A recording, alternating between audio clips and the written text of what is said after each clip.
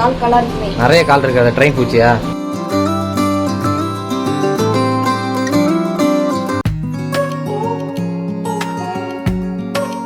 Hello friends, வணக்கம் and welcome to Karthika channel. KC ஃபேமிலிஸ்க்குலாம் special hi. ஒரு சூப்பரான யூஸ்ஃபுல்லான vlog தான் பார்க்க போறோம். வாங்க வீடியோக்குள்ள போகலாம். நம்ம சேனல்ல நிறைய ஃப்ரைடே பூஜா vlogs பார்த்திருப்பீங்க. இன்ஃபேக்ட் நம்ம சேனல்ல தான் ஃபர்ஸ்ட் இந்த ஃப்ரைடே பூஜா vlog கான்செப்டே கொண்டு வந்தோம். இப்போ நிறைய யூடியூபர்ஸ் இன்ஃப்ளூயன்சர்ஸ் அதை ஃபாலோ பண்றாங்க. ரொம்பவே அது சந்தோஷம். ஃப்ரைடே vlogs நிறைய பார்த்திருப்பீங்க. ஆனா ப்ரீ ப்ரிப்பரேஷன் vlogs ஏன்னா ஒரு வேலையும் அழகா இருக்கு, அவுட்புட் நல்லா இருக்கு அப்படின்றத தான் எல்லாரும் பாக்குறாங்க. அதுக்கு பின்னாடி எவ்வளோ வேலை இருக்கு அப்படின்றத நம்ம குடும்பத்துல உள்ளவங்களே அதை பாக்குறது இல்லையாப்பா. தட்டுல என்ன இருக்குன்றத தான் பாக்குறாங்க. ஆனா அது பின்னாடி நம்ம எவ்வளவு சமைச்சிருக்கோம், எவ்வளவு உழைச்சிருக்கோன்றத நம்ம ஃபேமிலியில உள்ளவங்களுக்கே அது தெரியறது இல்லை இல்லைங்களா? ஸோ அதோட உழைப்பு எவ்வளோ இருக்குல்ல.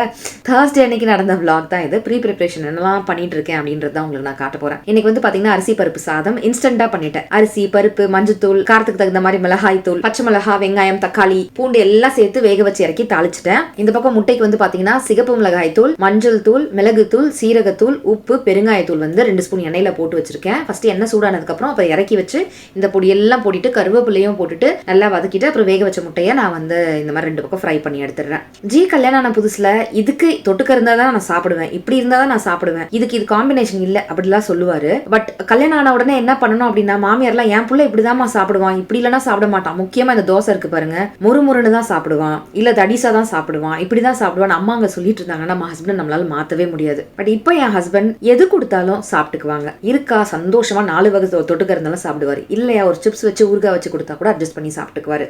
ஷர்வின் குட்டியுமே மாம் இதுக்கு இதை இருந்தா நல்லா இருக்கும் மாம் கேட்கும்போது, இல்ல ஷர்வின் இத்தனை நாள் அம்மா செஞ்சு கொடுத்தல, அம்மா இன்னைக்கு வேலையா இருக்கேன், நீங்க நிறைய வீட்டுல கிளீனிங் வேலை இருக்கு, இன்னைக்கு ஒரு நாள் இதை அட்ஜஸ்ட் பண்ணிக்கோப்பா அப்படின்னு சொன்னாக்கா ஷர்வினுமே பழகி விடுறேன். பெருசாகி அவனுக்கும் அந்த ஹேபிட் வந்துடக்கூடாது. எதா இருந்தாலும் சாப்பாடு ஃபுட் இஸ் ஃபுட், அதை நம்ம மதிக்கணும் அண்ட் கிடைக்கிறத ரசிச்சு சாப்பிடணும் அப்படின்றது தான் நான் ஷர்வினுக்குமே சொல்லி கொடுத்துட்டு வரேன்.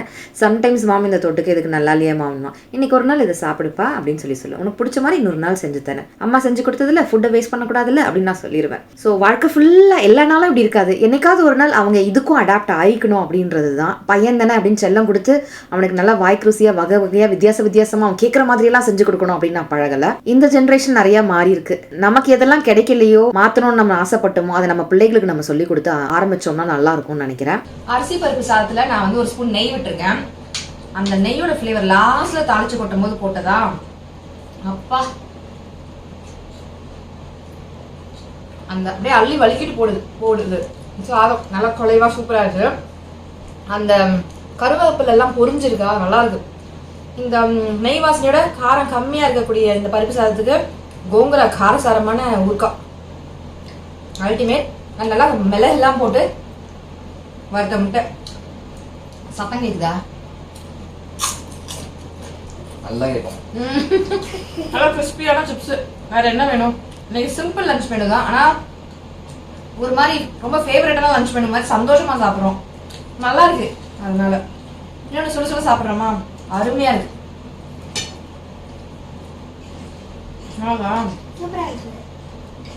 இந்த மாதிரி சிப்ஸ்ல இப்படி வச்சு இப்படி ரைஸ் எடுத்து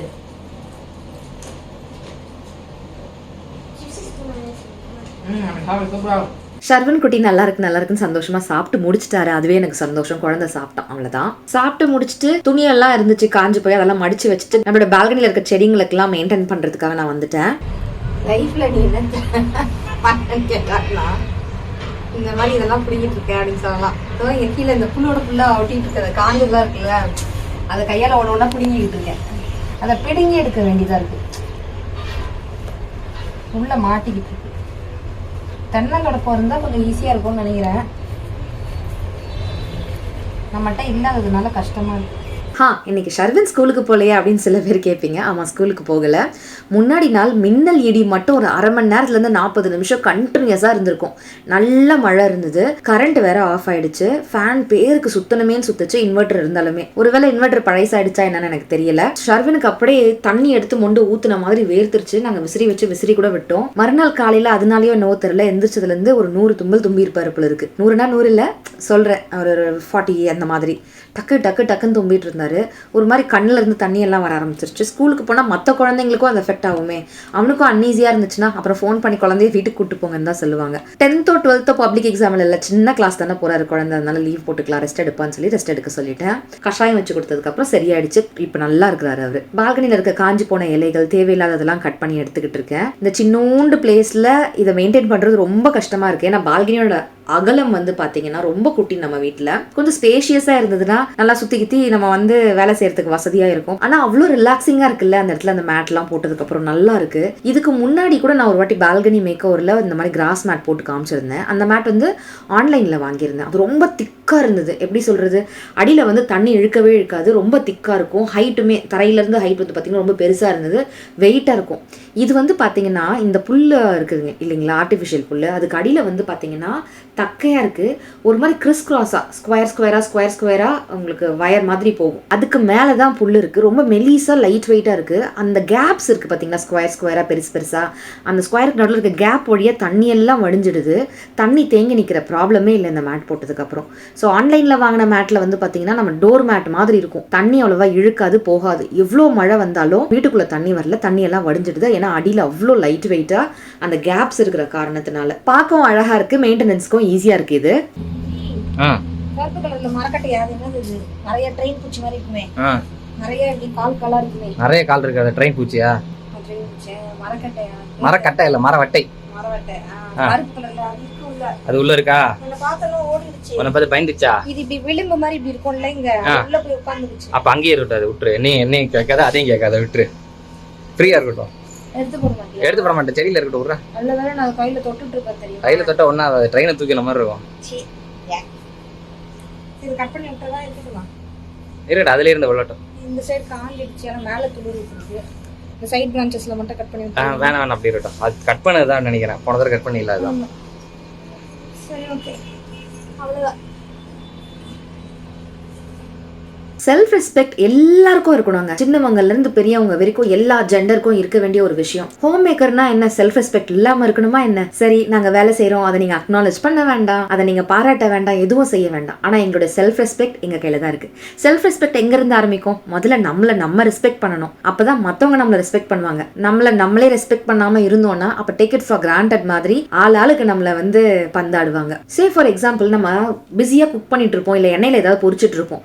அப்ப பார்த்து நம்ம முக்கியமான சொந்தங்கள், இன்லாஸோ இல்ல அம்மா அப்பாவோ கூட பிறந்தவங்களோ, ஏன் ஹஸ்பண்டே கூட இருக்கலாம், ஃபோன் பண்ணி நம்ம எடுக்கலனா, வீட்டுல சும்மா தானே இருக்கேன், ஏன் ஃபோன் கூட எடுக்க மாட்டியா உடனே அப்படின்னு சொல்லி கேட்குறாங்கன்னா கண்டிப்பா அந்த இடத்துல நீங்க பேசணும். இதே நான் ஆஃபீஸ்க்கு போயிருக்கேன், நான் வேலை பார்த்துட்டு இருக்கேன் அப்படின்னாக்கா, எனக்கு ஃபோன் வருது, நான் எடுக்கலனா ஃபோன் அட்டன் பண்ணி நான் பிஸியா இருக்கேன் அப்புறம் கூப்பிடுறேன்னு சொல்லிட்டு வைக்க முடியும். அதே நான் குக் பண்ணும்போது எனக்கு ஃபோன் வருதுன்னா, நான் வேலை செஞ்சுட்டு இருக்கேன், நான் அப்புறம் கூப்பிடுறேன் அப்படின்னு சொல்லிட்டு வைக்க முடியாது. நம்ம செய்யறதும் வேலை தான் அப்படின்றத இவங்க எல்லாம் எப்ப தெரிஞ்சுக்குவாங்க? நம்ம சொல்லும் போதுதான். அவங்களா புரிஞ்சுக்க மாட்டாங்க, ஏன்னா அவங்களுக்கு எல்லாம் சொல்லி கொடுத்து வளர்க்கல. அப்ப நம்ம தான் அவங்களுக்கு சொல்லி புரிய வைக்கணும். நிறைய வீடுகள்ல இது மாறி இருக்கு, ரொம்பவே சந்தோஷம். எல்லார் வீடுகள்லயும் அது மாறினா இன்னும் சந்தோஷம். அதனால நான் இதை பகிர்ந்துக்கணும்னு நினைச்சேன். ஏன் அப்படின்னு பாத்தீங்கன்னா, நம்ம வீட்டுக்கு ஹெல்ப்புக்கு வர அக்கா இருக்காங்க. அவங்க வீடு பெருக்கிட்டு வாரத்துல 2 நாள் மாப் போடுவாங்க, பாத்திரம் தினம் தேய்ப்பாங்க. இதுக்கு சேலரி வந்து நான் 5000 கொடுக்குறேன். அவங்க கேட்டது என்னவோ கம்மியா தான் சம்பளம் கேட்டாங்க, நான் தான் கொஞ்சம் கூட கொடுக்குறேன். சோ இந்த வேலை பாத்திரம் கழுவி பெருக்கி வாரத்துல 2 நாள் துடைக்கிறதுக்கு மட்டுமே சம்பளம் வந்து 5000 ரூபாய். பட் நம்ம ஹோம் மேக்கர்ஸ் நிறைய பேர் சம்பளமே இல்லாம இந்த வேலையெல்லாம் செஞ்சுட்டு இருக்கோம். எங்க பிளாட்லயே அதே அக்கா வந்து ஈவினிங்ல பசங்க தங்கி இருக்கிற ரூம்ல நைட் டின்னர் மட்டும் நான் சமைச்சு வச்சு ஹாட் பாக்ஸ்ல வச்சுட்டு போயிடுவோமா அப்படின்னு சொல்லி சொன்னாங்க. அப்படி அக்கா, ஒரு வேளை சமைக்கிறதுக்கு எவ்வளவு சம்பளம், ஒரு ஃபுல் டே சமைக்கிறதா இருந்தா எவ்வளவு சம்பளம்னு கேட்டேன். 3 வேலையை சமைச்சு வச்சுட்டு ஹாட் பாக்ஸ்ல போட்டு வச்சுட்டு போயிருது. இதுல டீ, காஃபி, ஸ்நாக்ஸ் அதெல்லாம் கிடையாது. இதெல்லாம் சமைச்சு வச்சுட்டு போறதுக்கு எவ்வளோக்கா சம்பளம்னு சொல்லி கேட்டேன். வீட்டுக்கு வீடு ஒரு மாதிரிமா, சில பேர் வந்து 10000 ரூபாய் தருவாங்க, சில பேர் 8000 ரூபாய் தருவாங்க, சில பேர் 5000 ரூபாய் தருவாங்க அப்படின்னு சொல்லி சொன்னாங்க. 10000 ரூபான்னு வச்சுக்கோம், வீட்டு வேலைக்கு ஒரு 5000 ரூபாய் நான் இப்ப கொடுக்குறேன், சரி 5000 ரூபாய் வீட்டு வேலைக்கும் அதுக்கும் சேர்த்து வச்சுக்கோங்க. இது இல்லாம நம்ம எல்லார் துணியும் எடுத்து துவச்சி காய வச்சு மடிச்சு அவங்களோட வார்ட்ரோப்ல ஆர்கனைஸ் பண்ணி வச்சு அப்பப்ப வீட்டு டஸ்ட் பண்ணி வச்சு அழகுபடுத்தி பூஜை சாமான்லாம் தேய்ச்சி பூஜை எல்லாம் பண்ணி பூஜை ரூம் எல்லாம் மெயின்டைன் பண்றது மட்டும் இல்லாம, நம்ம படிச்ச படிப்புக்கு வேலைக்கு போகாம நீ இருந்தாதாமா குழந்தைய பாத்துக்க முடியும், குழந்தைக்கு நீ தேவைமா, இந்த வீட்டுக்கு நீ தேவைமா, நீ இல்லைன்னா எப்படிமா இந்த குழந்தைங்க வளரும் அப்படின்னு நம்மளோட இம்பார்ட்டன்ஸ் சொல்லி சொல்லி நம்ம வீட்டுல இருக்க வச்சிடறாங்க வேலைக்கு போடாம. ஆனா வீட்டுல இருந்ததுக்கு அப்புறம் சும்மா தானே இருக்கேன்பாங்க. அப்ப அந்த வேல்யூனஸ் எங்க போச்சுன்னு தெரியல. நம்ம குழந்தைங்களுக்கு நம்ம சொல்லி கொடுக்கறத ஒரு 5 பிள்ளைங்கள இருந்து 10 பிள்ளைங்கள டியூஷன் எடுத்தோம்னா அதே அதே வேலையை செய்யும் போது நமக்கு காசு கிடைக்கும். அதே நம்ம ஒரு பேட்ச் எடுத்தா இன்னும் காசு கிடைக்கும். நம்ம வேலைக்கு போய் ஸ்கூல்லயோ ப்ரொஃபஸராவோ டீச்சராவோ வேலை பார்த்தோம் அப்படின்னாக்கா அதுக்கும் ஒரு சம்பளம் அண்ட் ரெஸ்பெக்ட் அண்ட் ரெகக்னிஷன் கிடைக்கும். பட் இது எல்லா வேலையும் நம்ம செஞ்சுட்டு காசு எதிர்பார்க்கல. நம்ம எதிர்பார்க்கறது ரெஸ்பெக்ட் மட்டும்தான். இந்த பக்கம் ஒரு அடுப்புல சாதம் வச்சு இந்த பக்கம் ஒரு குழம்பு வச்சுட்டு இருக்கும்போது இந்த பக்கம் ஒரு எண்ணெயில ஒருத்தி வேலை செஞ்சுட்டு இருக்கும்போது ஃபோன் பண்ணி எடுக்கலையா, சரி அவ வேலை செய்யறா பிஸியா இருக்கா அப்படின்னு விட்டுறணும். ஃபேமிலியில பெரியவங்க இருக்காங்க, கூப்பிடுறாங்க, இதோ வந்துட்டேன் ஒரு 5 நிமிஷம் அப்படின்னு சொன்னாக்கா சரின்னு எடுத்துக்கணும். நான் எவ்வளவு நேரம் கூப்பிடுறேன் பாரு, கிச்சன்லயே கேட்டும் கேட்காத மாதிரி உட்காந்துருக்கா பாரு. இதெல்லாம் நான் கேள்விப்படுறேன். இன்ஸ்டாகிராம்ல சில போஸ்ட்லாம் பார்க்கும்பொழுது பெண்களை பத்தி சில விஷயங்கள் பேசும்போது ஆண்களே வந்து கமெண்ட்ஸ்ல சொல்லுவாங்க, நான் அதை பார்த்துருக்கேங்க, வாழ்க்கை ஃபுல்லா நாங்க தானே சாப்பாடு போடுறோம் அப்புறம் என்ன அப்படின்னு சொல்லி கேட்பாங்க. ஆனா பெண்கள் இவ்வளோ வேலையை சம்பளமே இல்லாம செஞ்சுக்கிட்டு இருக்கா, அது தெரியவே மாட்டேங்குது. அப்படி குறை சொல்ற ஆம்பளைங்க எல்லாருமே கடைசி காலத்துல என் வைஃப் இல்லாம என் லைஃபே ஒண்ணுமே இல்லாம இருக்கு, சின்ன வயசுல நான் அவளுக்கான ரெஸ்பெக்ட் கொடுக்காம போயிட்டேன்னு வருந்தி கஷ்டப்பட்டு சொல்ற எத்தனையோ ஆண்களை நம்ம பார்த்துட்டு தான் வந்துட்டு இருக்கோம் இல்லைங்களா? இந்த விஷயத்துல நம்ம பேசிக்கிட்டு இருக்கோம். அப்கோர்ஸ் நிறைய மாற்றங்கள் வந்துருச்சு, அது ரொம்ப பெரிய சந்தோஷம், பாராட்டுகள். ஆனா எல்லார் வீட்லயும் இந்த மாற்றங்கள் வந்தா நல்லா இருக்கும். இது எங்க இருந்து மாறும்? 2 விஷயம். ஒண்ணு வந்து பாத்தீங்கன்னா நமக்காக நம்ம செல்ஃப் ரெஸ்பெக்ட்காக பேசணும். நானும் வேலையா தான் இருக்கேன் அப்படின்னுட்டு, எனக்கு நீங்க சும்மா சாப்பாடு போடல, நான் இங்க வேலை செஞ்சுக்கிட்டு இருக்கேன். இதே வேலையை இன்னொருத்தவங்களை வேலை செய்யறதுக்கு நம்ம கூட்டிட்டு வந்தோம் அப்படின்னா கண்டிப்பா அதுக்கு காசு உண்டு. இதே மாதிரிதான் நான் இன்னொரு விஷயமும் சொல்லுவேன். நிறைய ஹஸ்பண்ட் அண்ட் ஒய்ஃப் வந்து வேலைக்கு போறாங்களா, தன்னோட அம்மா அப்பா இல்லைன்னா மாமனார் மாமியாரை கூட்டிட்டு வந்து ஹெல்ப்புக்குன்னு வச்சுக்கிறாங்க. அவங்களுக்கும் சாப்பாடு போடுறோம், அவங்களுக்கும் செலவு பண்றோன்ற மாதிரிலாம் பேசுவாங்க. இதே குழந்தைங்களை கொண்டு போய் ஒரு பேபி கார்ல கொண்டு போய் விட்டா மாசம் எவ்வளவு தெரியுங்களா காசு கொடுக்கணும். ஏன்னா அந்த குழந்தைங்களை அங்க விடுறதுக்கு நம்ம போனோம் வரணும். அதுல சண்டே வேற லீவ் விட்டுருவாங்க, லீவ் நாள் எல்லாம் வேற லீவ் இருக்கும். நம்ம குழந்தைங்களுக்கு தாத்தா பாட்டி ஆகியவங்க வீட்டுல இருந்து அவ்வளோ சப்போர்ட்டிவா பாசம் கொடுத்து அன்பு கொடுத்து நம்ம குழந்தைங்களுக்கு பக்கத்துல இருந்து எல்லா பாதுகாப்புமே கொடுத்து அவ்வளோ அழகா வளர்க்குறாங்க. அந்த மாதிரி டே கேர் ஸ்கூல்ல விடுறதுக்கு நம்ம பணமும் கொடுப்போம், அவங்களுக்கு ரெஸ்பெக்டும் கொடுப்போம். ஆனா வீட்டுல இருக்க பெரியவங்களுக்கு நம்ம ரெஸ்பெக்டும் கொடுக்க மாட்டோம். சின்னதா அவங்களோட ஆசையை நிறைவேற்றுறதுக்கு அவங்களுக்குன்னு ஒரு பாக்கெட் மணியோ ஏதோ ஒண்ணு அவங்களையும் மரியாதையோட ட்ரீட் பண்ணா நல்லா இருக்கும்னு நான் நினைக்கிறேன். இதெல்லாம் என்னுடைய கருத்துக்கள். சில டைம் நான் சில ரீல்ஸ் ஷார்ட்ஸ் எல்லாம் பார்க்கும்போது, அதுவும் கமெண்ட் செக்ஷன்ல பார்க்கும்போது எனக்கு ஒரு மனசு வேதனையா இருக்கும். என்ன இந்த மாதிரிலாம் ஒரு பொறுப்பே இல்லாம கமெண்ட்ஸ் பண்ணிடுறாங்க அப்படின்ட்டு. ஃபேமிலியா வாழும்போது 20s இருந்திருந்தேன்னு வச்சுக்கோங்களேன், எனக்கு வந்து அந்த டிஃபரன்ஸ் தெரிஞ்சிருக்காதுன்னு நினைக்கிறேன். இந்த 30s வந்தோடனே ஃபேமிலியை ரன் பண்ணும்போது ஒரு சின்ன விஷயங்கள், வீடு அழகா இருக்கு, சின்ன விஷயம் மாறி இருக்கு, ஒரு சின்னதா டைனிங் டேபிள் கிளாத் போடுறோம்னா கூட அந்த பொண்ணுக்கு அவ்வளோ வேலை இருக்கு. ஏன்னா நம்ம சமைச்சுக்கிட்டு இருப்போம், குழந்தை வந்து நடுவில் வந்து ஏதாவது ஒன்று கேட்பான், பெரியவங்க ஒன்று கேட்பாங்க.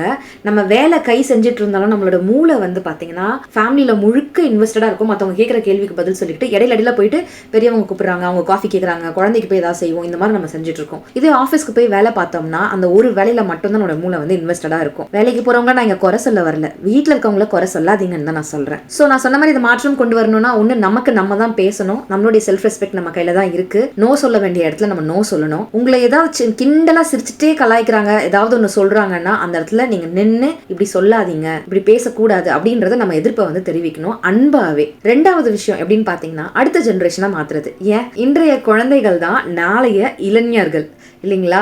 ஸோ அந்த குழந்தைங்க வந்து இப்போ மாத்துறது தான் நம்மளுடைய வேலை. அப்போதான் அடுத்த ஜென்ரேஷனே மாறும்.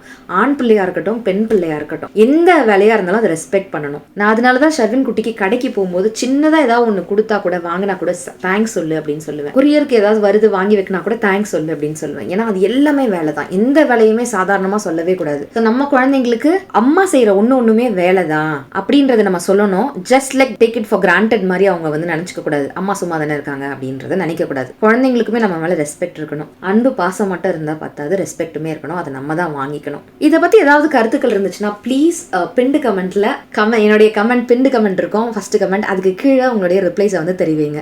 1-2 பேர் கண்டிப்பா இதை திட்டத்துக்காக வருவீங்க. எப்பவுமே வாழ்க்கையில ஏதாவது ஒரு சேஞ்ச், நாட்டில் ஏதாவது ஒரு சேஞ்ச், சொசைட்டில ஏதாவது சேஞ்சஸ் வரும்போது அதை அக்செப்ட் பண்ணிக்கிறதுக்கு யாருக்கு வலிக்குதோ, யாருக்கு அந்த சேஞ்சஸ் வந்து சாதகமா இல்லையோ அவங்க 4 பேர் வந்து திட்ட தான் செய்வாங்க. ஸோ அதை நம்ம இக்னோர் பண்ணிடுவோம். உங்களோட கருத்துக்களை கண்டிப்பா சொல்லுங்க. இந்த வீடியோவை பார்த்து யாராவது ஒருத்தர் வீட்டில் சின்னதா ஒரு சேஞ்ச் இருந்து அந்த ஒரு ஹோம் மேக்கர் சிரிக்கிறதுக்கான காரணமா இந்த வீடியோ இருந்துச்சுன்னா கூட எனக்கு ரொம்பவே பெரிய சந்தோஷம். ஸோ முன்னாடி நாள் வந்து பாத்தீங்கன்னா இந்த வேலையெல்லாம் செஞ்சுட்டு இருந்தேன்னா கார்டனிங் ஃபுல்லா டைம் எடுத்துருச்சு.